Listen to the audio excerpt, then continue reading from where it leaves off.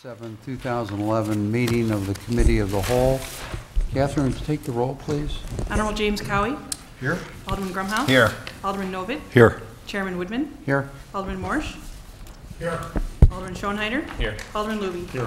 7 present, 2 absent. Mr. Chairman, we have a quorum. Thank you. The first item is the approval of the minutes of the February 7, 2011 committee meeting. Are there any suggestions or additions? Motion to approve. Second. All in favor? Aye. Any opposed? Third item is the consideration of a resolution disposing of various city-owned properties, including Wedgewood Court lots 22, 23, and 24. And we have a presentation by Corinna Walters. Good evening, Corinna. Good evening, Chairman Woodman and members of the Committee of the Whole. This evening, we will be discussing the potential for the disposition of the Wedgewood lots. However, prior to going into the lots themselves, I wanted to give a quick recap of the city's policy on the inventory, sale, lease, and retention of public property. The purpose is that the City of Lake Forest is the owner of real property that's used for various purposes. As the public need changes, sometimes the City Council can identify what's in the best interest of the city to determine what needs to be modified. This policy is used as a guideline to assist city staff in order to move forward with selling of properties or retaining properties. The map overhead I have for you outlines all of the city-owned properties. This map was last updated in July of 2009. This evening, the Wedgewood properties that we will be discussing are on the far southwest corner of the City of Lake Forest.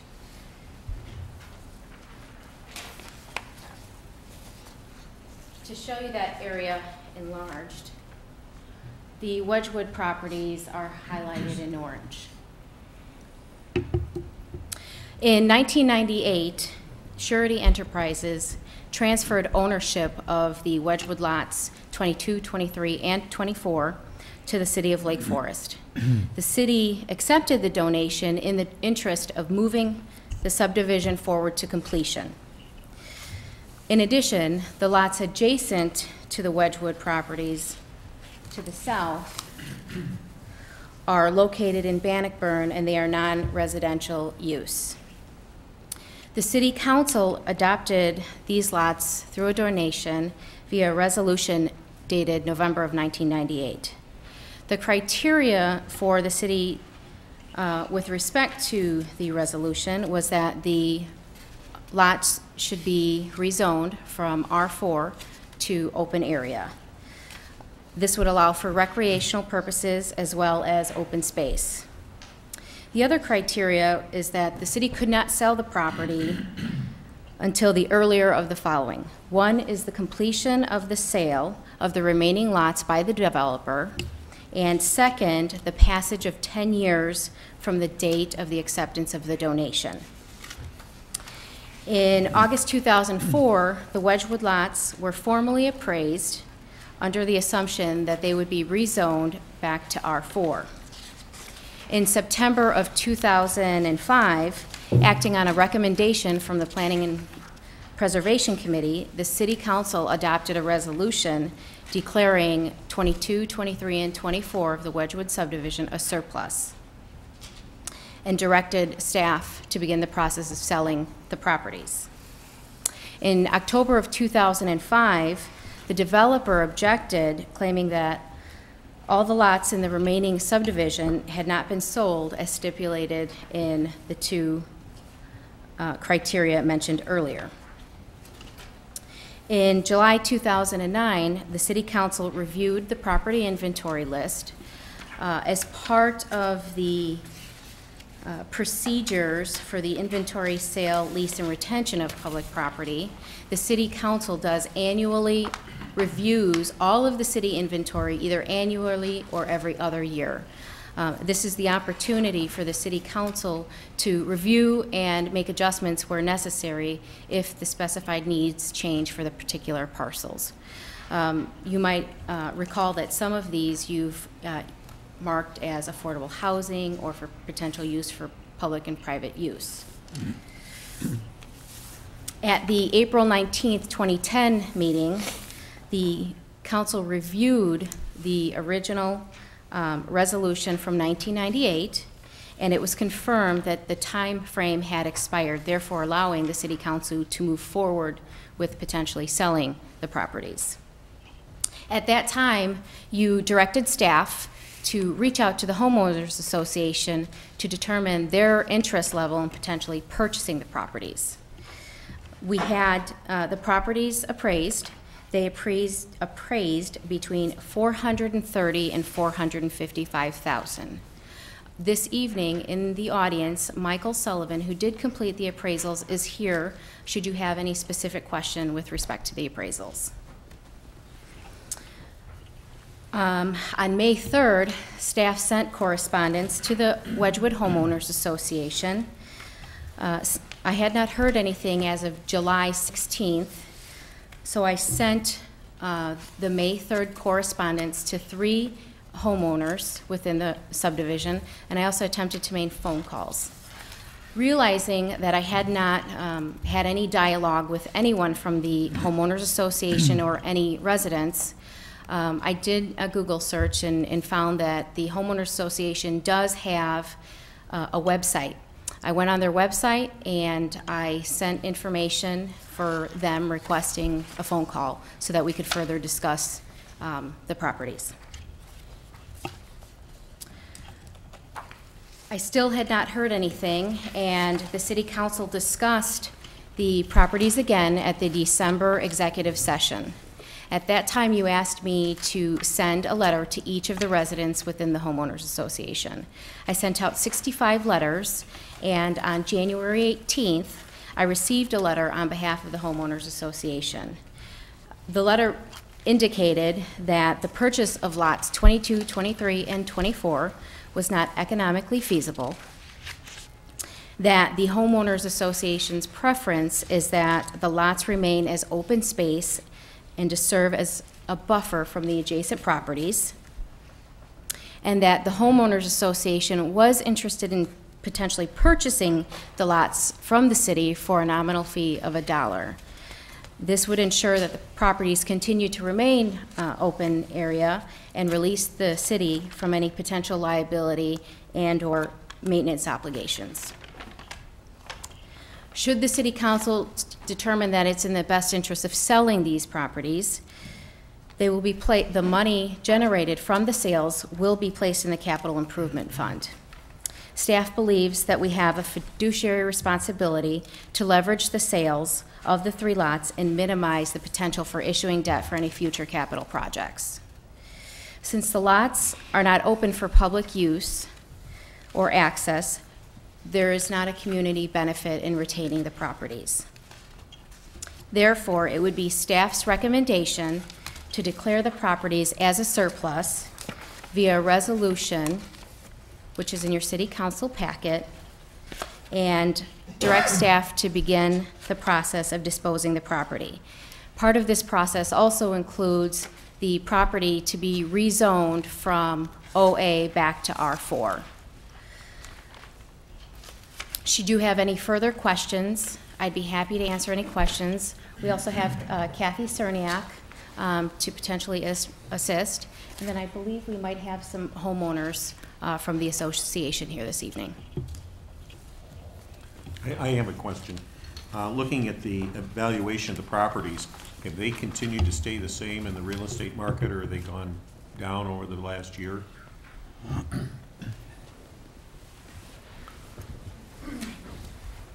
Good evening. I'm Michael Sullivan, owner of Realty Valuation Services. We completed the appraisal, and I believe your question, if I understood it correctly, is have the value of the sites gone down since the original date of the appraisal? Yes. We did the appraisal on October 6th of 2010. It's been a full quarter since. I would say, in line with the continuing decline of the overall market, it's probably gone down. Just a small amount, though, probably. I can't exactly quantify it. Okay. But my suspicion would be anywhere between maybe 5 to 7%. They're not going up. I would agree with that assumption. Any other? Corinne, I had a question, just to clarify. Were the lots received from the developer in lieu of other fees that they normally would have paid? Or was this just over and above? I'm not sure I understand why the lots were originally donated to begin with.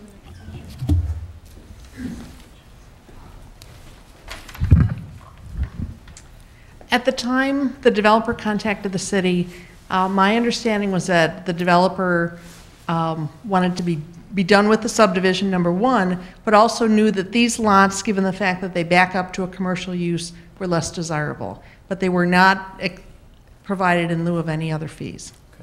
Thanks. But I will say that we had to provide them documentation, and he took them as a donation to the city, and I'm sure wrote them off. Okay, that's what my next question was going to be about. Thanks. Okay, thank you. Can I just add one thing to follow up on the answer to the last question? The city attorney is actually going to recommend some modification to the language in the resolution. And with that introduction, I'll turn it over to him. The only point that I note is if you saw the resolutions, it identified a minimum price that we would be offering it for sale. That minimum price was the same as the appraised valuation. In light of both the question that Alderman Luby raised and the answer from Mr. Sullivan, we may want to give ourselves a little bit of cushion if we want to avoid having to keep coming back to the council. The statutory standard is 80%, a minimum of 80% of the appraised value. We may want to go with that, even though when this was done 3 years ago in a very different market, or 6 years ago in a very different market, we were looking at the appraised value as the minimum price. Times change. I think our approach might change a little bit with it. Now, the packet indicates that we, the council, passed a similar resolution in September 2005. Are we redoing that now because at the time we passed that resolution, the conditions had not been met for us to sell? So we have to, it's a redo? There's actually 2 reasons why we're doing it. One is the one that you cite, Alderman Woodman, that the 10-year period hadn't expired and the developer hadn't sold all the lots. So there was no ability to move forward under the terms.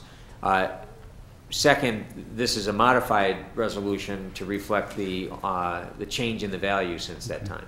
And again, one of the things is, as I would suggest, is that we might consider that the minimum price would be 80% of the appraised value. And Vic, just to understand the process, if we take it out for sale and we don't achieve whatever the minimum prices we agree to tonight, whether it's 80% or something else, then what happens? Well, the council has the ability, due to our home rule status, to be able to simply accept something different. But I think from a procedural perspective in going out to the market, we do want to set a standard for which we're looking as a price on that. You know, while we have the time, if there are some residents here who wish to speak to this issue, we can do that now, and then it's up to you. You could stay around later during the council meeting where we will pick this up again, or we can just hear you now. So anybody want to speak? Yes, please step up and identify yourself.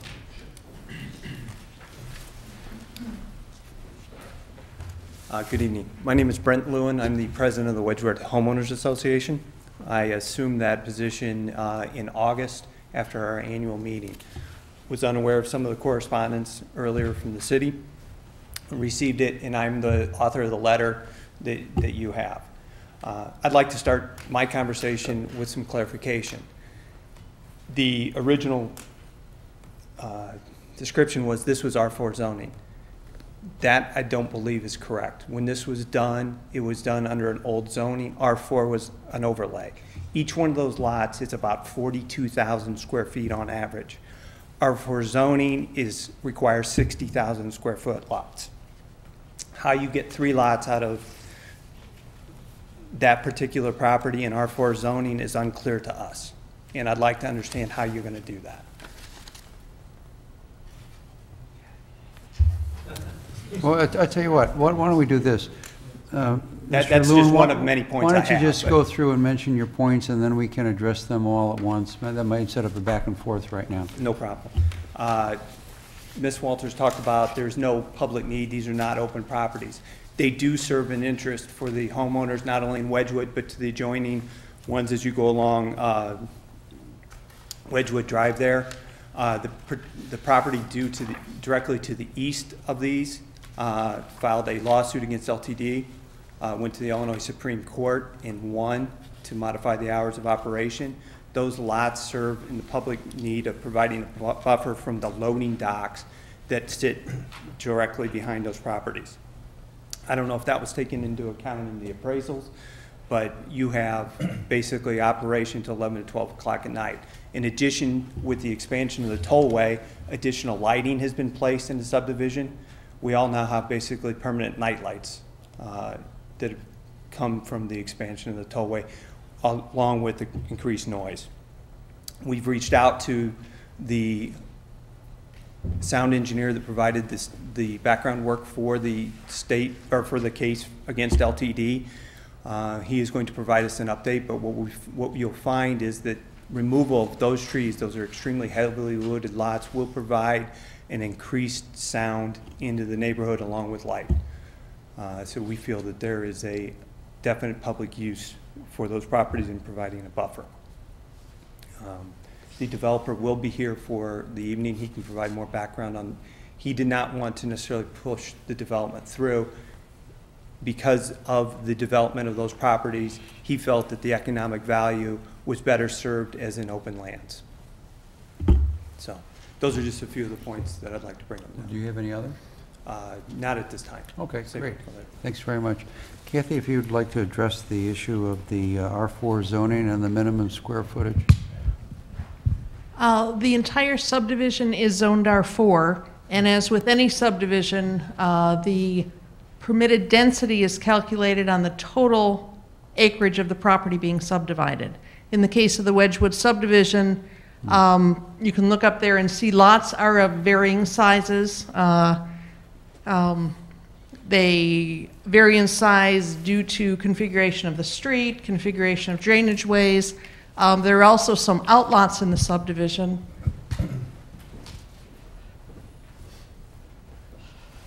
Such as this property right here.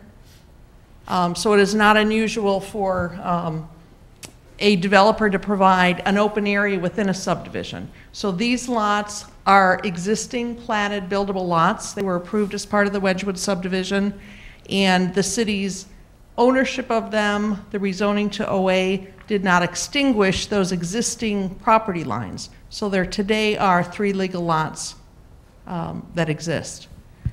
So when the original plan was drawn up and approved, these lots were on it and supposed to be sold like everything else in the, Yes. in the subdivision? Absolutely. And when the subdivision, although I wasn't here when the subdivision was created, looking back in the record, there was conversation and acknowledgement that the area to the south was a commercial area, and the developer chose to instead incorporate an outlot and open space interior to the subdivision rather than keeping that area open. There's also an open area in this location which serves as both a buffer to the tollway as well as, I believe, a drainage area. So the entire area was looked at. The subdivision was reviewed through the normal process, Plan Commission, public hearings, and through the City Council. And it wasn't until years later that the developer approached the city offering those lots as a donation. With the restrictions that were put on at the time that he donated the lots to the city, he certainly had the intent or thought that the city would sell them, being that they needed to be held for 10 years and he needed to sell his other lots first. So that certainly would say that the lots we're going to give them, but you have the option to sell them when you want to do it, as long as you abide by the conditions, right? I mean, that certainly is what it seems to read. Yes, that's yeah. why the language was written that way. There was never a commitment to preserve them forever as open space. I thought Mr. Lewin mentioned that lots were 0.4 some acre. Now all these appraisals say anywhere from 0.9 to 1.1. Is that Is that correct, that east side? I don't lot know the sizes? exact I think you said size. 40,000 square feet, right? Oh, 40,000 square feet, I'm sorry. So that's roughly the, okay, very good. Mr. Sullivan, if we could ask you to come back and at least address the question is whether the appraisals that you did take account of the potential impact of light and sound that Mr. Lewin was talking about? And if you didn't, do you think it really makes much of a difference if you had considered it? Yes. In the appraisal report, I included an aerial plat map view depicting the subject sites, its proximity to the tollway, as well as to the commercial buildings immediately to the south. Those factors were considered in estimating the value of the subject sites. Okay, great. Thank you. Is there anybody else in the audience that would like to address this? Yes, ma'am.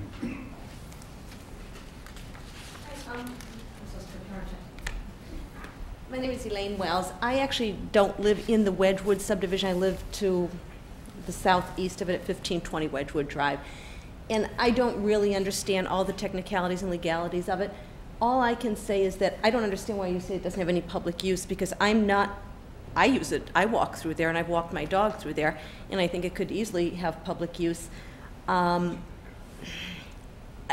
We get so much noise and light from the tollway and LTD and the other commercial buildings to the south. That's really our only refuge to try and protect us from even more light and noise. I don't know if there's a way for the city to pass it to the Wedgewood homeowners at a much reduced cost. I guess that's what I would love to see. I think it's going to be a very hard thing to develop to begin with, but it really is our only buffer against all the light and noise. I mean, there are garbage trucks at 4 in the morning that you hear clanking around out there. They wake you up in the middle of the night. So, just a plea. Okay, thank you, Ms. Wells. Anybody else in the audience that would like to address this? Okay, back to the council for any further comments or observations.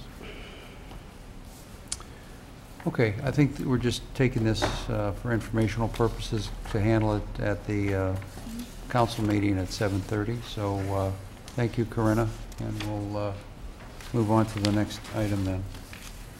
Would you like, Bob, should we hold discussion for the council meeting, or what's your?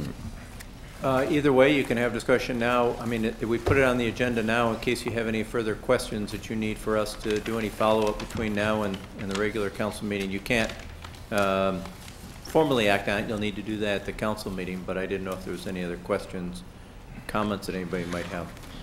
Let me ask Vic one question. I understand the 80% rule, but if, we go out to market these things and we only get 200,000 an acre, why do we want to restrict ourselves on the 80%? Well, again, the good news is that we are home rule, and if we do get only $200,000 an acre, then the council can say we repeal our resolution and we accept the bid. Okay. And so, but putting it in there, I guess, gives us some level of protection? It certainly allows us a little protection of our flank in terms of getting a lowball bid, yeah. Okay.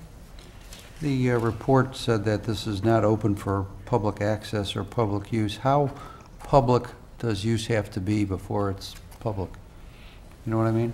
If only Miss Wells is coming by and walking her dog, is that enough public use to make it public use? And now we're just dealing with an economic question. The public use notion is only if we so designate it. It's the city council's determination to do that. There's never, to my understanding, been any determination by the city to designate it for public use. It is zoned OA, but that doesn't give it an access component. It's really the nature of the use itself. I presume we do not police it with any kind of regularity as far as who's using it, and it's the fact that there may be incidental uses from there does not imbue it with any kind of special character from a public use perspective, such as a park might be. Even if it were a park, however, we would have the ability to still strip it of that use and to sell it if we no longer thought it was beneficial to the community to keep it as a park. So open access does not mean open for public? That's use. correct. Okay. when we talk about the developer handing this over to us and being done with the project, what are the advantages to the developer for doing that? Clearly, it sounds like there was probably a tax donation he was able to take. I assume once he does that, any property taxes that he would otherwise be paying go away. Are those the two primary ones? Is there anything from a maintenance perspective or anything like that that a developer has to maintain or? Yes, which unfortunately fell on the city because there were some trees that had to be removed through Dutch elm disease and so forth that we've had to maintain over the period of time. So I think you've hit on all the highlights, though, of why it was in the developer's best interest to dispose of these properties. And as Kathy pointed out earlier, clearly these are not adjacent to, say, Lake Forest Open Lands property. They're clearly not adjacent to any city property, city parks. And so from a strategic standpoint, we were not assuming when we took title of these that these would make for, a new park. And as a matter of fact, I think at one time we even offered to swap property with the Wedgewood Homeowners Association, give them these lots, and we would take other lots that we could sell, but that was not deemed to be feasible, I guess, at that point. And Bob, to that end, who controls or who owns the lot that Kathy mentioned, that open lot in the middle of the development? The homeowner association, I'm assuming. Yes. I'm going to make two comments. First, it seems that the impact of the commercial use to the south will be reflected mostly in the value that any buyer is willing to pay for this piece of property. Correct. And that will come out in the wash, if you will, once we put it out there for purchase. So to me, the question really boils down to what the council thinks is its overall obligation.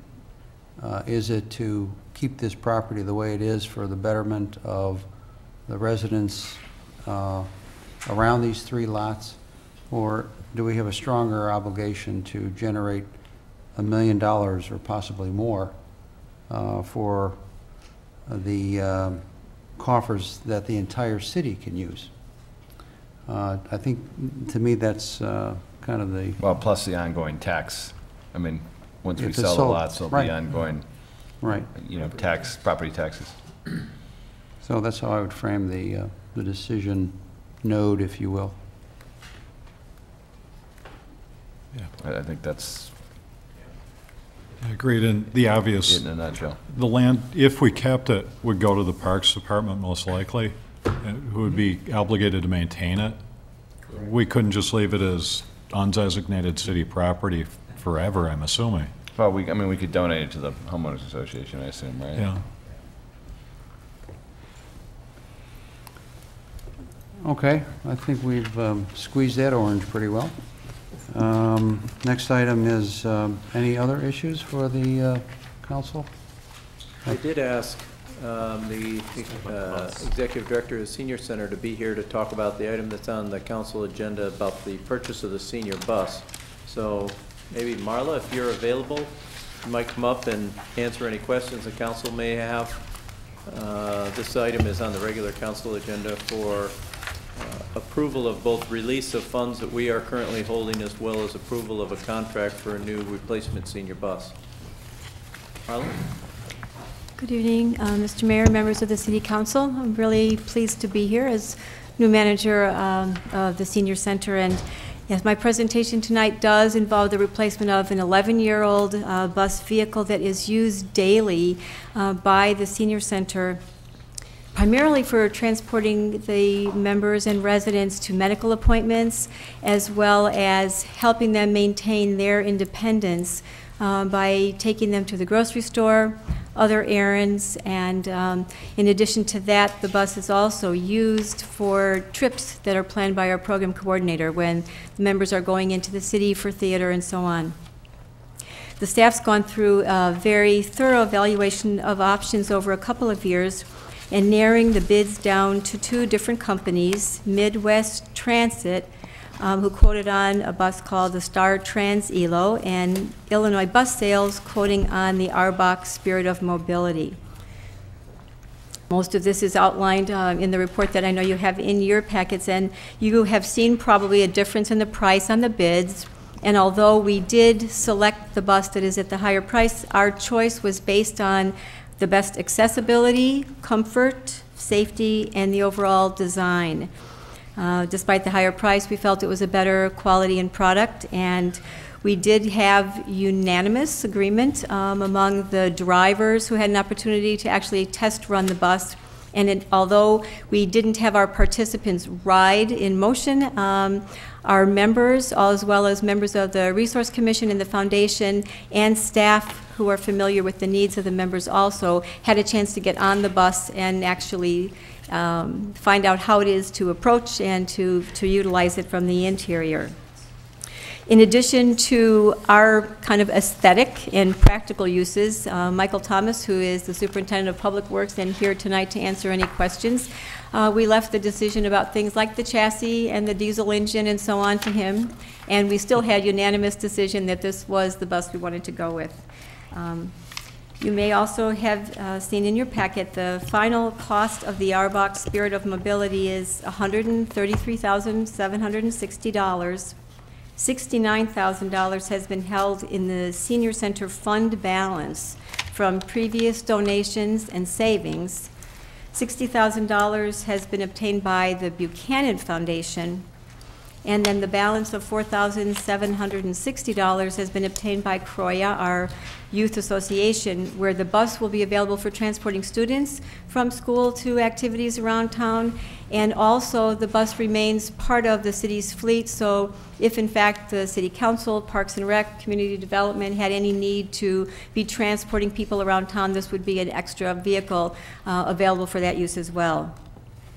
So tonight I am here to respectfully request the City Council to authorize the purchase of the ARBOC bus and to authorize the release of the funds previously being held in the amount of $69,000. So I thank you for your time on that, and I wonder if anybody, and you can see a beautiful actually diagram of the interior of the bus. 19 passengers. We had a bus that was 14 passenger, and this allows us to increase the number that we can take on a trip. And one of the primary features of this, because the newer buses have so much more to offer, is that everyone enters the bus in the same way on a ramp.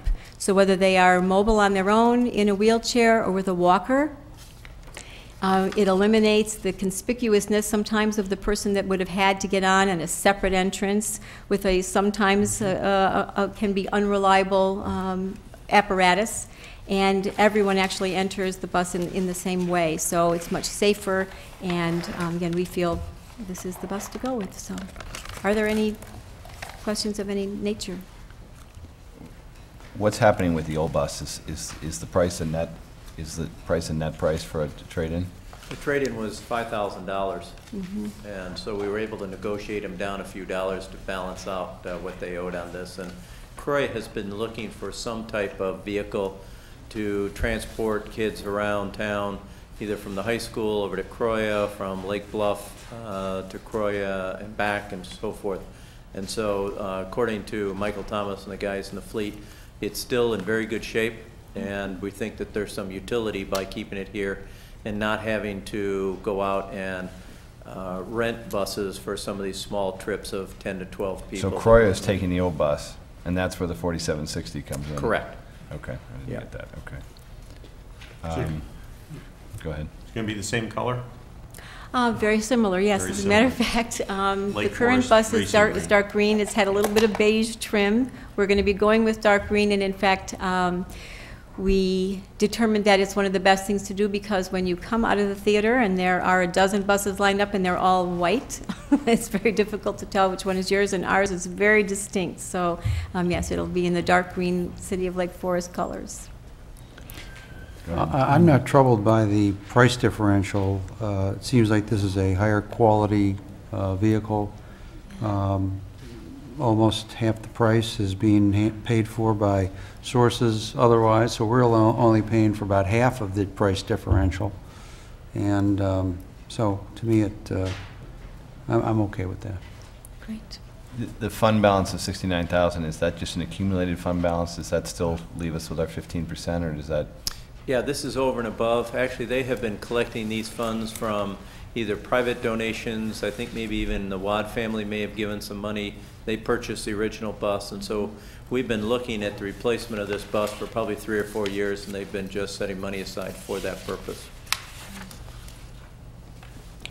Any other questions? Is Lake Bluff contributing? Or are they part of the 69?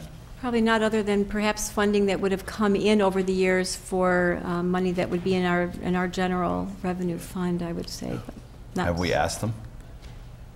I don't think we've actually asked them because all the money came in through private donations, and the city technically is not contributing any money to this either. Okay, so the fund balances isn't stuff that the cities No, put it's in. not our fund. It's not our fund, right. Okay.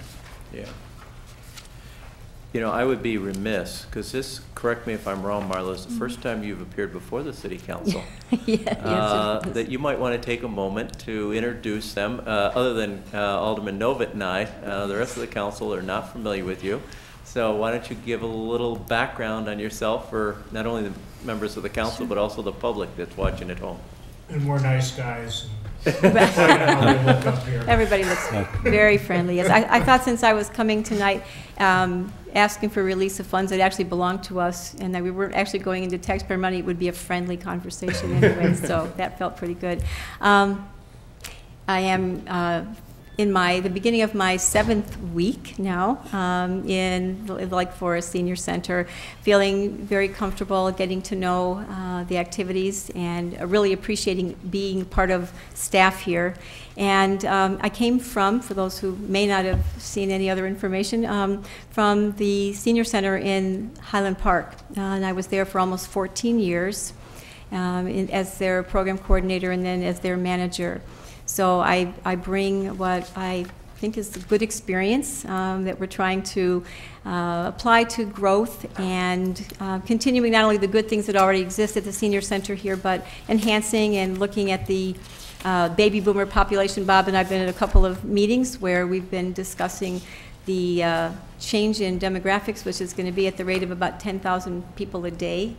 So it's a new challenge for all the senior centers, I think, to keep on servicing the young, middle, and older seniors. So, Yeah, I think a little trivia. January 1 of this year is when baby boomers started to officially become seniors. And so that's going to continue for, what is it, the next 15 years? Roughly even the next 2 decades, I think. And of course, we invite everyone at our senior center. You don't have to wait until you are actually of retirement age, but we invite you at the age of 50. That's why I say very young seniors. I'm a member. Are you? Yeah. I For a hope we'll long see time. all of you. After I served in Ken's position, I felt the importance of joining. We appreciate that. You'll be seeing more about one of the big events that we're planning in the spring, which is going to be a health fair that we are looking to invite the whole community. So even though none of you look old enough to join, for sure, we invite you to come. So. I'm in denial. Yeah. You and many. We have a lot of 90-year-old people who also say that they don't want to hang around with all those old folks. So thank you very much for your time. I look forward to working with everyone. Good luck to you. Thank you. All right, we'll open up now for any other public comment on any issues. Alderman Woodman? Yes. I might just also add, Shay is here in case you'd like for her to go over the Sure. ratification of the fire contract, if you'd like. We have time, we might as well. Yeah. Good evening, Mr. Chairman and members of the committee. I'm here after 18 months of negotiations to bring you this fire contract. We have spent the last 18 months negotiating, the last 5 of which have been with an arbitrator acting as a mediator, and we have finally worked through all the issues. It is a first contract with the firefighters, which is why it's taken a bit longer than normal. And we did share with the PCA committee at their meeting in February the economics, because those had all been worked out. We were working through some other operational issues following that. The contract is through April 30th of 2013.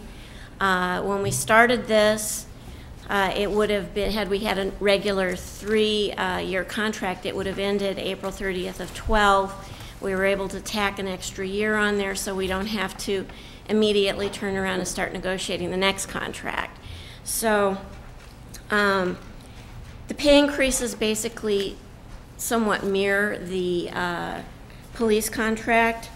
One of the things that was important to the city was that the overtime calculation changed. Going way back before my time, nobody here remembers how this got started, but we were actually figuring the fire department's overtime rates based on 20/80 hours, which is a regular 40-hour work week for the typical employee. That's not exactly what they work. And so what we've been able to negotiate through this process is in a stepped manner, we are working their overtime calculation rate up in the number of hours, and by May 1 of 2012, we'll be figuring it on 2,650 hours, which is a much more normal number in the fire service. So that makes a big difference to the city and the overtime rate there. Most of the other items, most of the other economic items are status quo, what the rest of the city gets. One other minor difference is that their life insurance will be going up. For most employees, it's $50,000. For the police officers, it's 1 times their salary for accidental death and 1 times their salary for life insurance. The firefighters and fire lieutenants will be the same.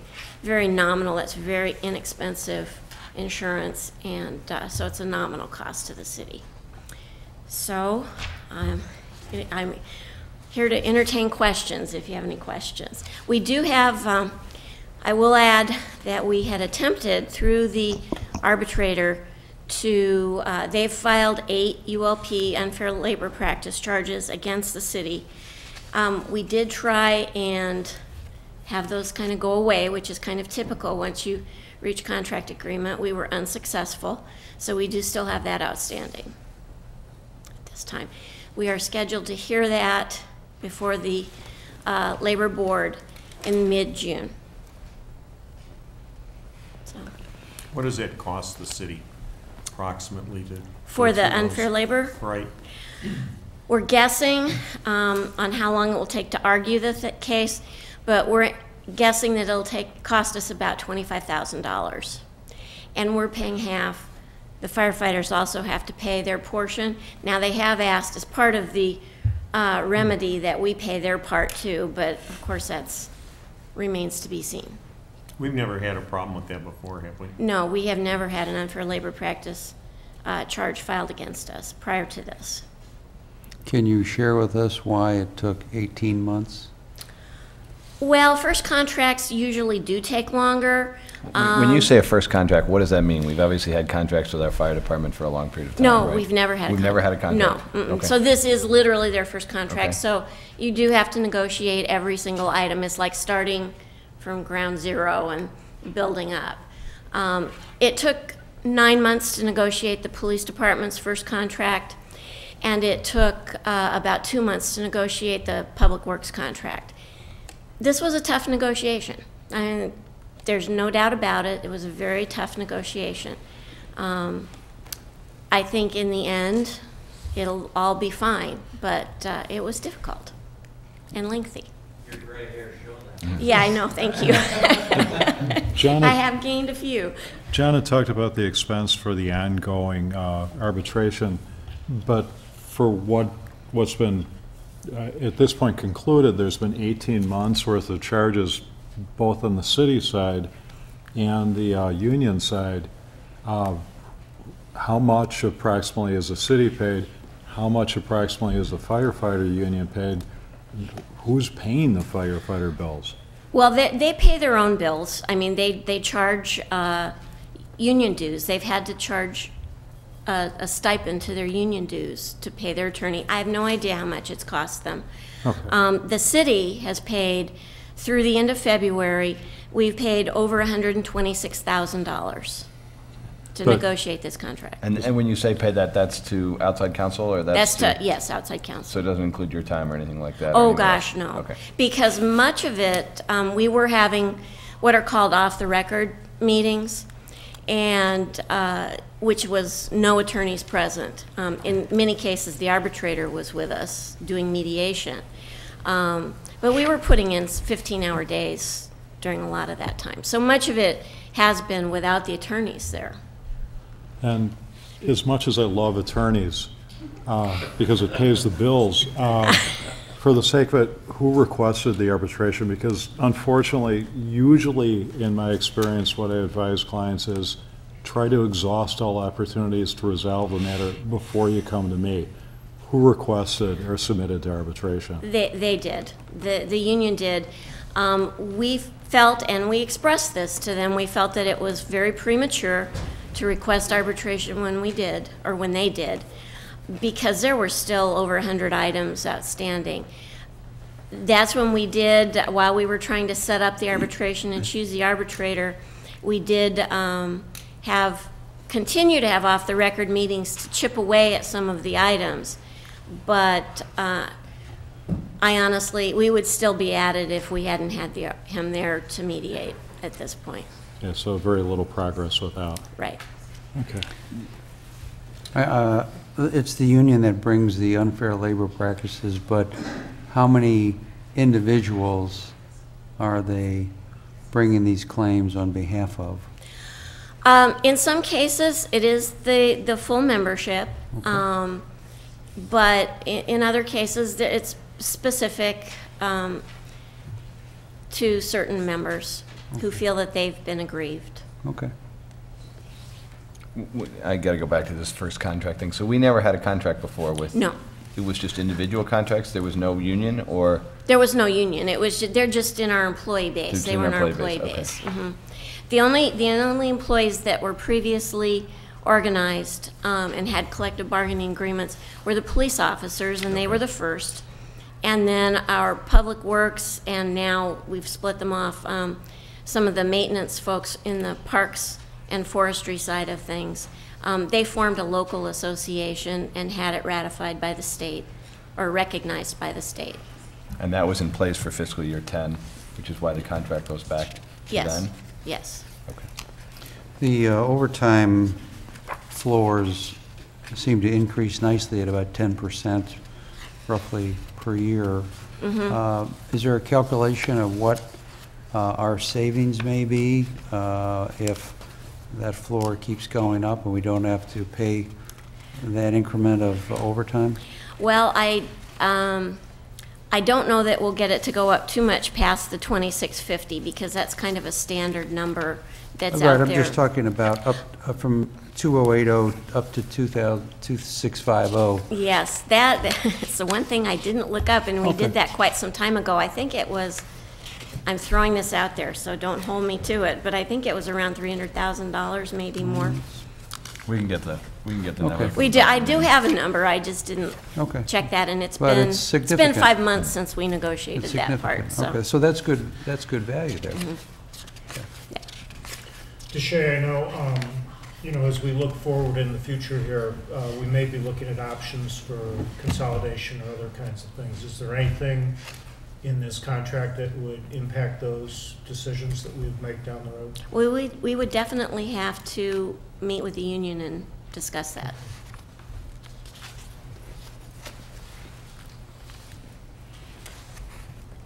Any further comments? Just, it's a big increase over 4 years. The total amount of wages in comparison with the private sector. Well, what we're finding is most first of all, they did follow the police contract.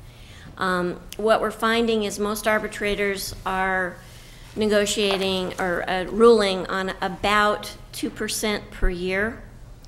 And really, that's kind of what ours averages out to, except ours is more backloaded rather than front-loaded, meaning we've got the lower increases, with the exception of the first year, which is based on the police department's last year of their contract, previous contract. We've got the lower increases, so we're not compounding on higher increases up front. So, When did we sign the police contract again? in May or June of this year.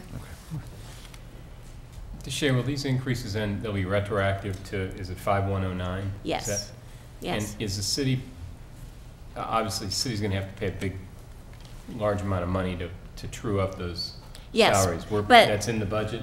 it has been, Kathy Reinertsen has been doing whatever she does, reserving that money. Okay. So We've been knowing that reserving the this is- pension as well against it, because obviously the Yeah. pension is higher. All right, thank you. But also, part of this is, you'll notice that the overtime rate calculation changed as of November 1st for the first time in 2010. And so there will be some subtractions to that retro rate based on that overtime. So we're not able to take back the retro on the overtime to the same period of time we took back the pay increase? Why wouldn't we true those up and make those happen at the same point? Because that's not what we were able to negotiate. Okay, well.